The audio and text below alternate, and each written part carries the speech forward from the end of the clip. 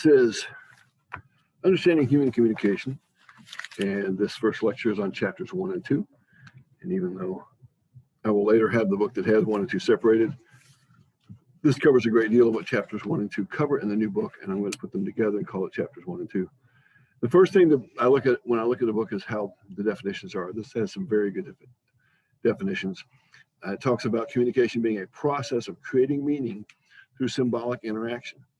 And the important part of that, one of the important parts of it is the process. It's not a one-time event. It's not something that I do and then I've done that to you now and it's over. Communication is an ongoing process. Even if that means that later on you've seen this video and then you ask me a question later, well, that's part of the process. The process is still ongoing. Communication is relational. It's not individual. Communication is something we do together, not something one person does to another. Very important thing to remember is that communication is symbolic, and the meaning that we ascribe to those symbols changes over time. So it's a very important thing to remember. Communication is symbolic. The book talks about 2 models of communication: a linear model. This was conceived 50 years ago plus. The sender encodes a message that conveys it to a receiver who decodes it. It goes through its channel. Within the background of that channel, there may be noise. There are 3 different kinds of noise. There's actual physical noise.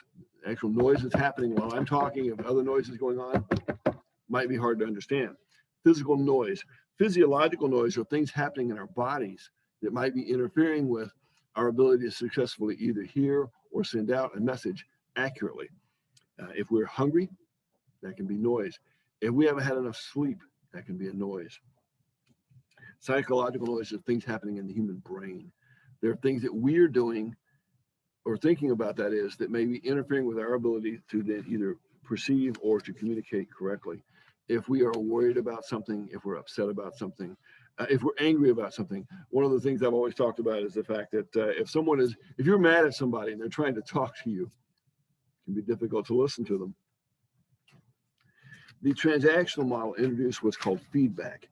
And the feedback, what it does is it changes it to a transactional model where we're both sending and we're both receiving at the same time. Now, in this case, where I'm doing this video and putting it online, even there's a transaction involved in which part of your assignment is to come back and put part of this on an assignment later. And sometimes students call and ask questions and things like that, or ask for clarity, send an email. It still can be transactional. The next section of this chapter, different types of communication. There's intrapersonal communication, that's communication with ourselves. Inside ourselves, they say that we spend about 70% of our mental brain time justifying our own actions to ourselves. Dyadic or interpersonal communication, we communicate with another person. That's one-on-one, 2 people communicating together. Anything above that, from 3 up to 12 or 13 or 14, can be small group communication. Then there's organizational communication, communication that happens in the environment of an organization. It could be a company, could be a church, could be any number of things. Organizational environment. Public communication is one to many. It might be 10 or 15 or 20 in a group in the same room, but they're doing a public communication. That's a speech. Oftentimes, a speech could be a question and answer session. Mass communication, of course, is communication, and it's all around us. It's the billboards we drive past. It's the radio we're listening to while we drive past them. So when we get home, it's the television that we watch. It can be on our telephone. With social media has become a part of mass communication. Of course, we live in a very changing world and changing technology. The book points out that it took a radio 38 years to reach 50 million viewers. It took television 13 years to reach 50 million viewers. It took the internet less than 4 years to attract 50 million users. And it took Facebook 9 months to attract 100 million users. And so it's a very changing world. The way we study things has changed over time. We're going to go forward to understanding social media, which is really part of chapter 2, but again, we're doing these together right now. Social media, of course, is something we use for personal reasons. As I was mentioning to a class recently, the cell phones that we have, all these things we tend to think of as necessities, they're really not. They didn't exist 30 years ago. People still live their lives. Social media is often interactive, and it has primarily user-generated content, of course, except for the advertisements that people pay those social media companies to show us as we're going through our day. Mediated versus face-to-face communication. There's a message richness in face-to-face. There's a synchronicity. We're doing it at the same time. We're talking to each other versus asynchronous, in which I sent my son a happy birthday early one morning, and later that morning, he sent me a message back, said, thanks. That's asynchronous. Whereas if he was just in the room, I would say, well, happy birthday. And he says, thank you. That's synchronous. There's permanence. This is very important. We need to understand there's a permanence to online communication. Anything sent out in a digital file can be taken by someone and sent to someone else. So we need to be very careful about what we do. How we use social media, we use it for information. Most people have at some point in time looked at something on social media and either possibly bought something or investigated the possibility of buying it. We use it for personal relationships. We also use it for personal identity, and we also use it for entertainment. There's a lot of things out there. Those videos they keep posting of this cute cat or these, people doing funny things, whatever it may be. A lot of that's posted on Facebook and Instagram and other places like that. Functions of communication. One is just physical. Now, I think probably one of the most startling things that I could tell you is that we have a physical need for communication. Without it, we will die.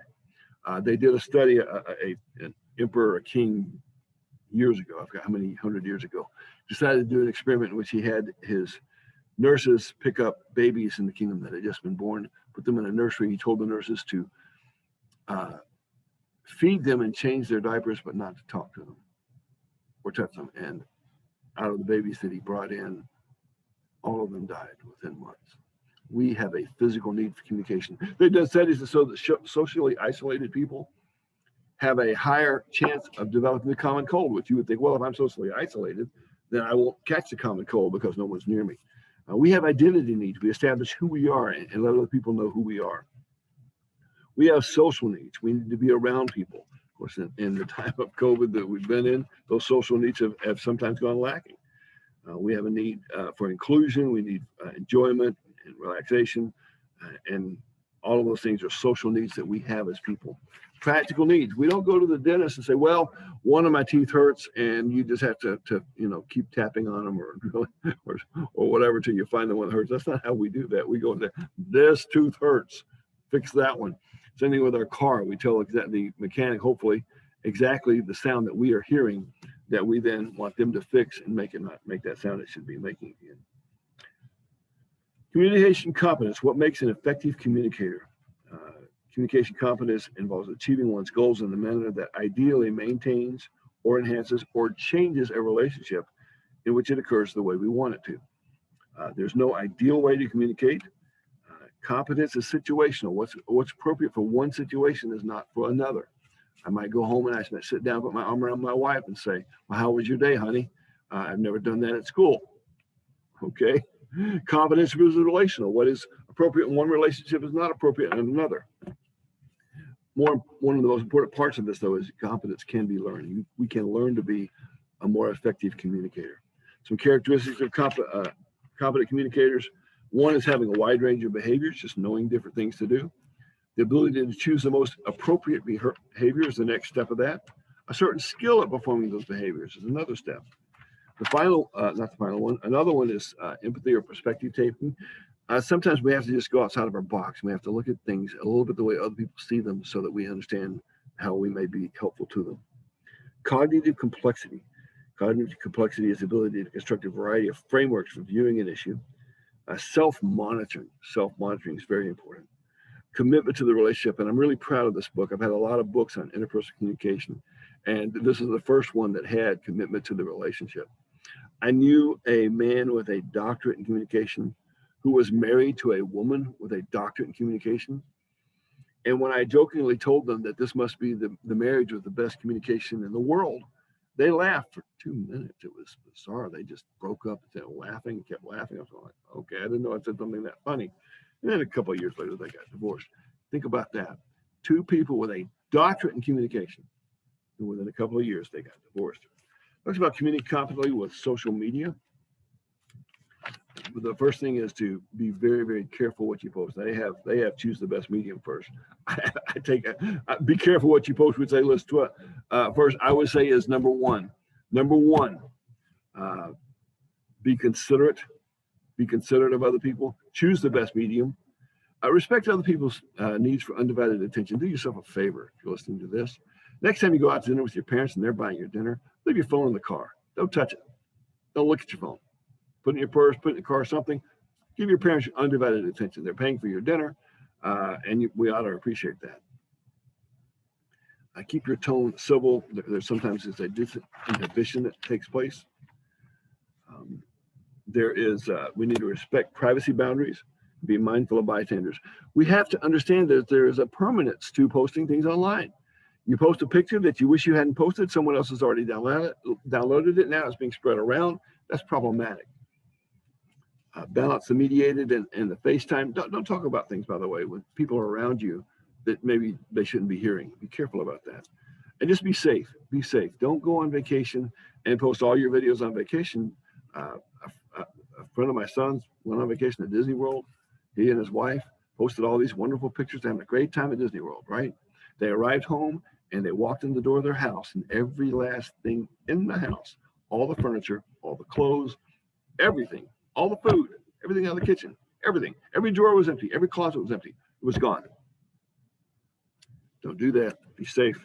Some misconceptions about communication. One is that we have to understand that communication does not require complete understanding. I give the example of my wife sitting on the front porch, and we do. We bought some of those rocking chairs at Cracker Barrel. We'll sit on the front porch drinking a cup of coffee, just sort of sitting there rocking. Don't have to talk about anything. Just watching the grass grow, maybe watching the sun come up.